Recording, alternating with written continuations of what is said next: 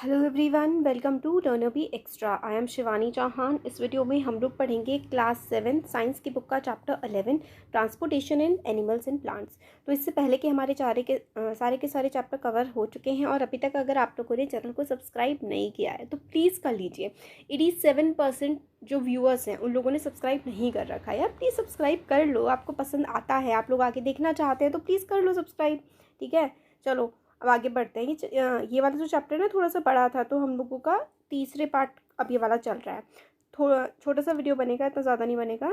तो देखते हैं transportation of substances in plants. इससे पहले का हम लोग सारा का सारा कवर कर चुके हैं। प्लेलिस्ट प्रोवाइड कर दूंगी मैं कमेंट बॉक्स में, देख लेना आप लोग। तो यहाँ हमें बताते हैं कि चैप्टर 1 में हम लोगों ने पढ़ा था कि प्लांट किस तरीके से वाटर, मिनरल्स या फिर बाकी न्यूट्रिएंट्स जो हैं वो सॉइल में से यूज़ कर लेते हैं through the roots and transport it to the leaves.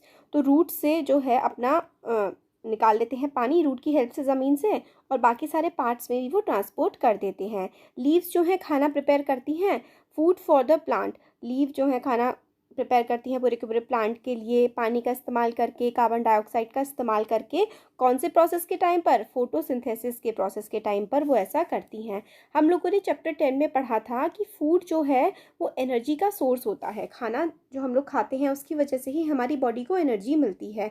Her cell जो होता है ऑर्गेनिज्म का, उसको एनर्जी कब मिलती है? जब जो ग्लूकोज होता है ना, खाना जब हम खाते हैं तो हमारी बॉडी उसको ग्लूकोज में कन्वर्ट कर देती है। फिर जब हम लोग सांस लेते हैं तो ऑक्सीजन की हेल्प से ये ग्लूकोज जो है वो टूट जाता है, और इसके टूटने की वजह से ही हम लोगों को एनर्जी मिलती है सारे काम करने के लिए अपने लाइफ के, जो हम लोग करते हैं। इसलिए फूड जो है वो काफ़ी ज़्यादा ज़रूरी है हमारी लाइफ के लिए, और हर सेल को एनर्जी की ज़रूरत पड़ती है। तो फूड हर सेल के पास हमारा पहुंच जाता है।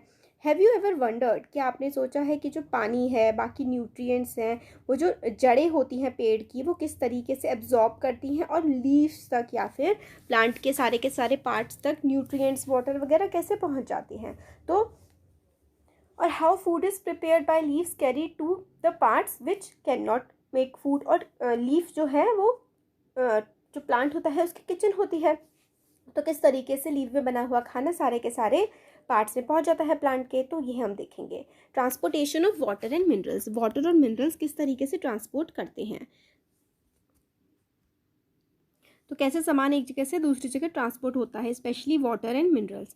तो प्लांट्स एब्जॉर्ब करते हैं वाटर और मिनरल्स बाय द रूट्स। तो रूट की हेल्प से वो प्लांट जो है वाटर और मिनरल को एब्जॉर्ब कर लेते हैं। रूट में क्या होता है, जो जड़ें होती है ना, उसमें क्या हेयर जैसी चीज़ें होती है। जड़ें ना ऐसे करके होती है, इसमें छोटे छोटे से हेयर्स होते हैं, रूट हेयर्स होते हैं, और वो जो है मिनरल्स को और पानी वगैरह को एब्जॉर्ब करने में मदद करते हैं।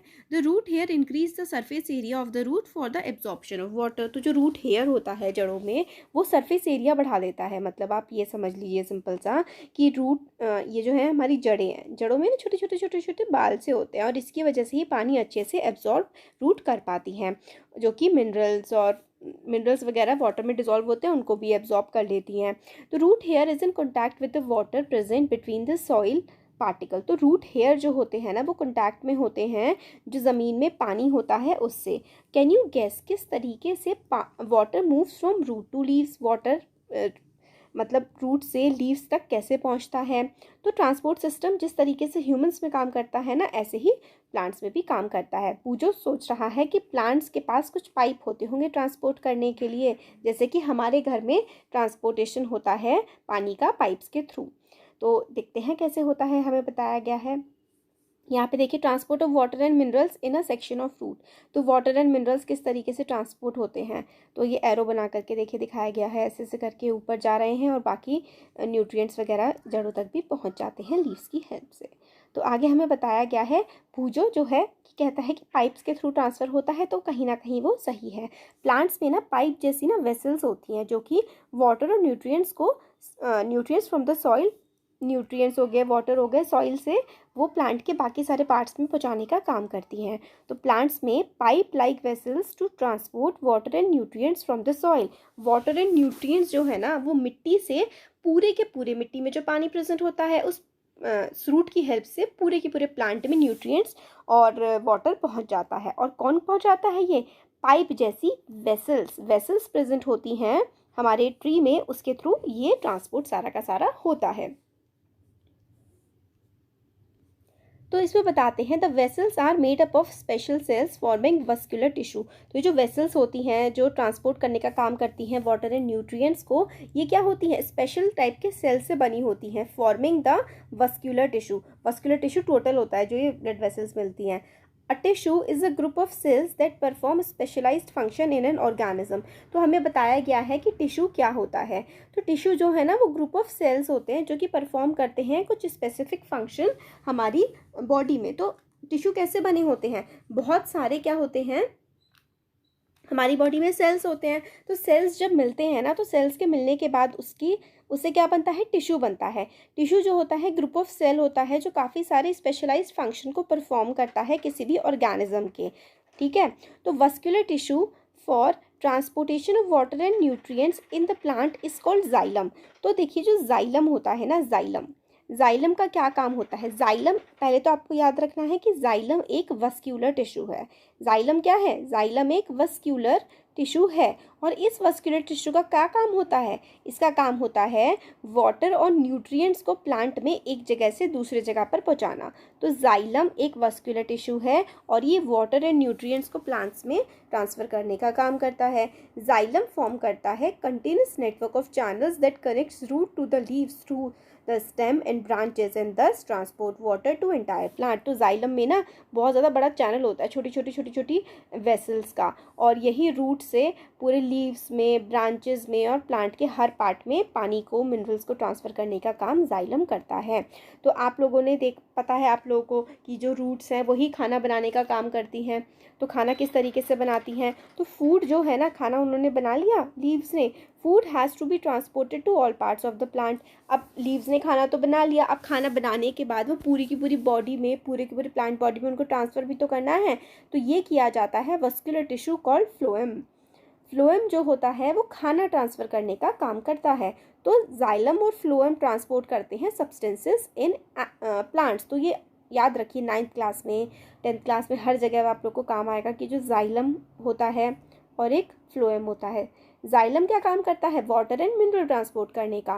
फ्लोएम काम करता है फूड ट्रांसपोर्ट करने का, जो कि लीव्स में बनता है।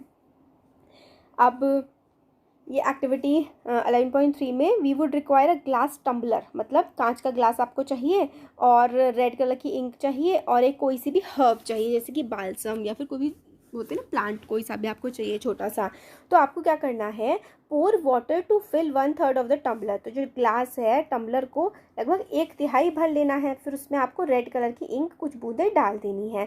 फिर cut the base of the stem, आपको जो आपने हर्ब ली है उसकी स्टेम को काटना है नीचे से और उसको उस ग्लास में जिसमें आपने रेड इंक पिलाई है वहाँ पर रख देना है और अगले दिन, एक दिन के लिए रख के छोड़ देना है और अगले दिन उसको ऑब्जर्व करना है। तो आप देखेंगे कि जो इंक है ये मतलब रेडिश कलर हो गया था, पहले प्लांट ये ग्रीन से कलर का था।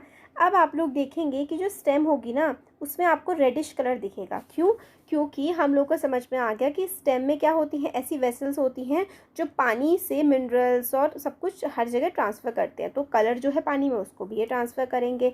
तो क्या हर्ब का कोई पार्ट रेड हुआ है, अगर हाँ तो वो कलर क्यों हुआ है, क्योंकि वेसल्स के थ्रू वो पहुंच गया है। You can cut the stem across and look for the red colour inside the stem. आप स्टेम को काटिए और उसके अंदर आपको रेड कलर दिख जाएगा।